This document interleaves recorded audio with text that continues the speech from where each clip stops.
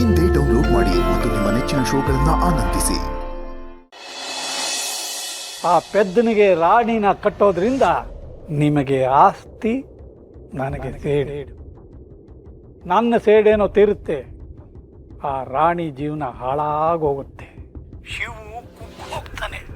ಆಗ ಅವನ ತಲೆ ಮೇಲೆ ನನ್ನ ಕಾಲಿಟ್ಟು, ಇದು ವೀರಭದ್ರ ದೇವರ ಭದ್ರ ಕೋಟೆ ಕಣೋ ಅಂತ ಹೇಳ್ತೀನಿ. ಅದ್ಯಾರೋ ಬ್ಯಾಂಗ್ಳೂರಲ್ಲಿ ಆರ್ಮುಗ ಅಂತವನಲ್ಲ, ಅವನಿಗಿಂತ ಭದ್ರ ಕೊಟ್ಟೆ ಬಿಡಿ ನಿಮ್ದು. ಎಲ್ಲ ನೀವು ಹೇಳ್ದಂಗೆ ಆಗ್ಲಿ ಗೌಡ್ರೆ. ಸರಿ, ಇಡ್ತೀನಿ. ಸರಿ ಗೌಡ್ರೆ, ಆಯ್ತು.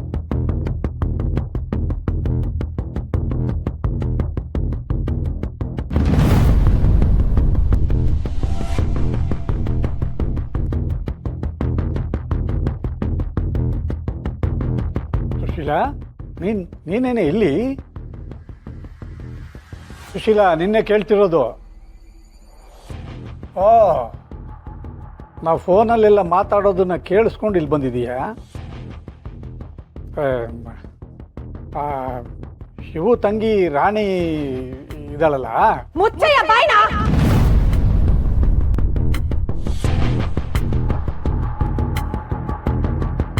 ಸುಶೀಲಾ,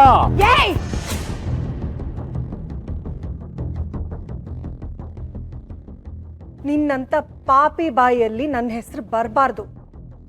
ಏನೋ ಕಟ್ಕೊಂಡ್ ಗಂಡ ಇವತ್ತಲ್ಲ ನಾಳೆ ತಿತ್ಕೊಳ್ತಾನೆ, ಸರಿ ಹೋಗ್ತಾನೆ ಅಂತ ಕಾದು ಕಾದು ಸಾಕಾಗಿ ಹೋಯ್ತು.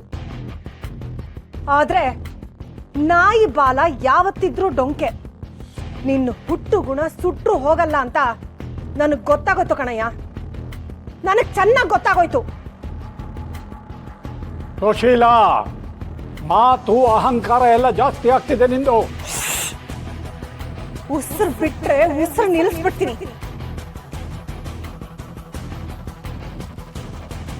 ರಶ್ಮಿ ಜೀವನ ಹಾಳು ಮಾಡ್ಬೇಕಂತ ಅದ್ಯಾವುದೋ ನೀಚ ಸಂಬಂಧ ತಗೊಂಡ್ ಬಂದೆ. ಆದ್ರೆ ನಮ್ ಶಿವು ಪುಣ್ಯ ಚೆನ್ನಾಗಿತ್ತು. ರಶ್ಮಿ ಜೀವನ ಹಾಳಾಗ್ದೆ ಮಾದಪ್ಪಣ್ಣನ ಮನೆ ಸೇರ್ಕೊಂಡ್ರು. ಮತ್ತೆ ನೀನ್ ಇವಾಗ ನೀಚ ಬುದ್ಧಿನ ಮುಂದುವರಿಸಿ ರಾಣಿ ಬಾಳ್ನ ಹಾಳು ಮಾಡ್ಬೇಕು ಅಂತಿದ್ಯಾ? ಇಲ್ಲ, ನಿನ್ನಂತವನ್ನ ಸುಮ್ಮನೆ ಬಿಡಬಾರ್ದು. ನಿನ್ನಂತವನ್ನ ಸುಮ್ಮನೆ ಬಿಟ್ರೆ ಇನ್ನು ಅದೆಷ್ಟು ಮನೆ ಹಾಳು ಮಾಡ್ತೀಯೋ ಏನೋ, ಅದೆಷ್ಟು ಜನ ಬಲಿ ತಗೊಳ್ತೀಯೋ ಏನೋ. ನಾನು ಅದಕ್ಕೆ ಖಂಡಿತ ಅವಕಾಶ ಕೊಡಲ್ಲ. ನಾನು ವಿಧವೆ ಆದ್ರೂ ಪರವಾಗಿಲ್ಲ, 2 ದಿನ ಕಣ್ಣೀರ್ ಹಾಕಿ ಸುಮ್ಮನೆ ಆಗ್ತೀನಿ. ಆದ್ರೆ ನಿನ್ನ ಮಾತ್ರ ಸುಮ್ಮನೆ ಬಿಡಲ್ಲ, ಬಿಡೋದಿಲ್ಲ.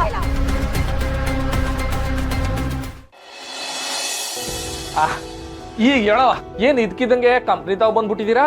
ಅದೇನಿಲ್ಲ ಶಿವಣ್ಣ, ಸದ್ಯದಲ್ಲೇ ಜಿಮ್ ಓಪನ್ ಮಾಡ್ತಿದೀವಲ್ಲ, ಅದಕ್ಕೆ ಬಿಸ್ನೆಸ್ ಹೆಂಗ್ ಮಾಡೋದು ಅಂತ ಕಲ್ತ್ಕ ಬಾ ಅಂತ ನಮ್ಮಪ್ಪ ನಿನ್ನ ಹತ್ರ ಕಳಿಸ್ತಾ. ಅದಕ್ಕೆ ನಾನು ರಶ್ಮಿ ಬಂದ್ವು. ಓಹೋ, ಹಾಗಾದ್ರೆ ನೀವು ಪರ್ಫೆಕ್ಟ್ ಜಾಗಕ್ಕೆ ಬಂದಿದ್ದೀರಾ. ಬಿಸ್ನೆಸ್ ಹೇಗ್ ಮಾಡೋದು, ಹೇಗಿರ್ಬೇಕು ಅಂತ ಈ ಕಂಪ್ನಿ ಪ್ರೆಸಿಡೆಂಟ್ ಆದ ನಾನು, ಸಂಸ್ಥಾಪಕರಾದ ಶಿವು ಅವರು ಹೇಳ್ಕೊಡ್ತೀನಿ. ಆಮೇಲೆ ಇನ್ನೊಂದು ಖುಷಿ ವಿಷಯ ಐತೆ. ನಮ್ ರಾಣಿ ಮದ್ವೆ ಕೆಲ್ಸನೂ ಶುರು ಆಗ್ತೈತೆ. ಹಂಗೆ ಇದು ಮಾಡುಮ, ಅದು ಮಾಡುಮ. ಹಂಗಾರೆ ಸೂಪರು, ಎಲ್ಲ ಒಟ್ಟಿಗೆನೆ ಜಮಾಯಿಸ್ಬಿಡೋಣ. ಏನೋ ಓದಿಕೆತ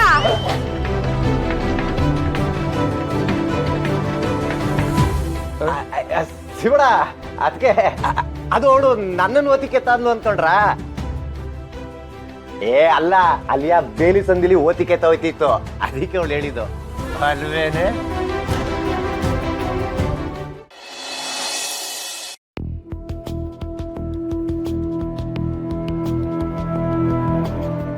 ಜೀವಂತವಾಗಿ ನೆಮ್ಮದಿಯಾಗಿರ್ಬೇಕು ಅಂದ್ರೆ ನೀನು ಕೈ ಬಾಯಿ ಆಡಿಸೋದನ್ನ ನಿಲ್ಲಿಸ್ಬೇಕು.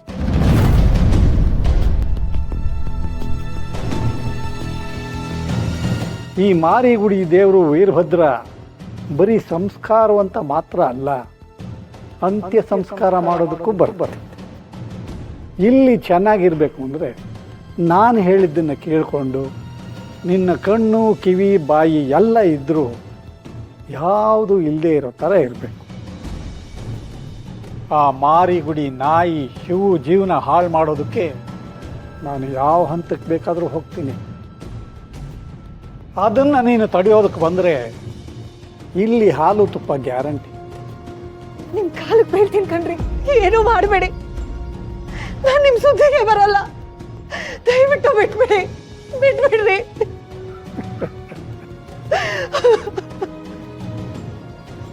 ನೀನು ಯಾವತ್ತು ನನ್ನ ವಿರುದ್ಧ ಧ್ವನಿ ಎತ್ತೋದಕ್ಕೆ ಶುರು ಮಾಡಿದೆಯೋ ಆವತ್ತಿಂದಲೇ ನಾನು ಲೆಕ್ಕಾಚಾರ ಹಾಕಿದೆ, ದಾಳ ಹಾಕಿದೆ. ಒಂದಲ್ಲ ಒಂದು ದಿವಸ ಇದು ಉಪಯೋಗಕ್ಕೆ ಬರುತ್ತೆ ಅಂತ. ಆದರೆ ಇವತ್ತು ಇದು ನನ್ನ ಜೀವನೇ ಉಳಿಸುತ್ತೆ ಅಂತ ನನಗೆ ಗೊತ್ತಿರಲಿಲ್ಲ ಸುಶೀಲ.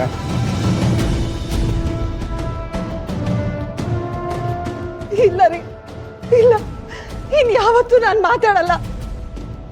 ನನ್ನ ಕಣ್ಣು ಮಾತ್ರ ತೆರೆದಿರುತ್ತೆ, ಆದ್ರೆ ಬಾಯಿ ಬಿಡಲ್ಲ. ಏನು ಮಾಡಬೇಡ್ರಿ, ದಯವಿಟ್ಟು ಏನು ಮಾಡಬೇಡಿ. ಬಳಗ ಇರೋಳು ಬಳಗ ಅಂತ ತಬ್ಕೊಂಡ್ರೆ ಬಳಗ ಇಲ್ಲದೆ ಇರೋಳು ಗಳಗ ಅಂತ ತಬ್ಕೊಂಡ್ಲಂತೆ. ಹಂಗಾಗಿದೆ ನಿನ್ನ ಪರಿಸ್ಥಿತಿ.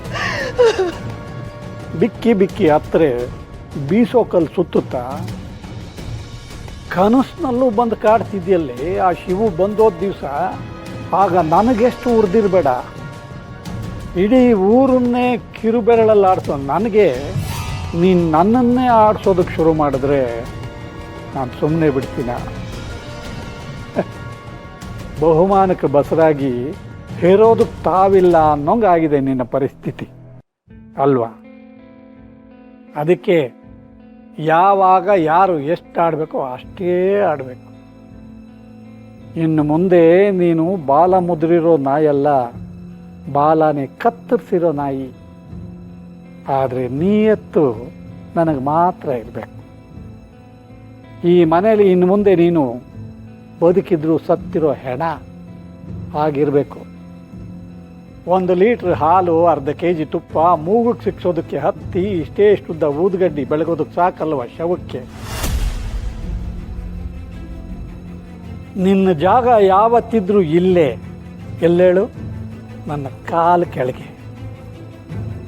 ಈ ಮದುವೆ ಆಟ ತಾನಾಗೆ ಶುರು ಆಗಿದ್ದಲ್ಲ, ಈ ಆಟ ಶುರು ಮಾಡಿದ್ದು ನಾನು. ಇನ್ನು ಮುಂದೆ ಅವ್ರ ಮನೆ ಜೀವನ ಎಲ್ಲ ಹಾಳಾಗೋದನ್ನ ಇದೇ ಕಣ್ಣಲ್ಲಿ ನೋಡ್ತೀಯ ನೀನು. ಒಬ್ಬೊಬ್ಬರಾಗಿ ನಾಶ ಆಗ್ತಾ ಹೋಗ್ತಾರೆ. ಆ ನಾಶ ಮಾಡೋ ಸೂತ್ರಧಾರ ಈ ಮಾರಿಗುಡಿ ವೀರಭದ್ರ. ರಾಣಿ ನಂತರ ರತ್ನ ಆದಮೇಲೆ ರಮ್ಯಾ, ಶಿವು, ಪಾರ್ವತಿ, ಎಲ್ಲರೂ ಒಬ್ಬೊಬ್ಬರಾಗಿ ನಾಶ ಆಗ್ತಾರೆ.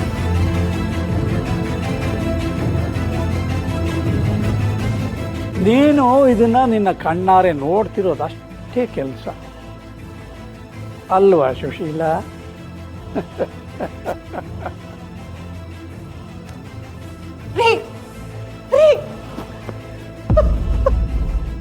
ನಮ್ಮ ಮನೆ ದೀಪ ಅಣ್ಣಯ್ಯ, ನಮ್ಮೊಡಲ ಜೀವ ಅಣ್ಣಯ್ಯ.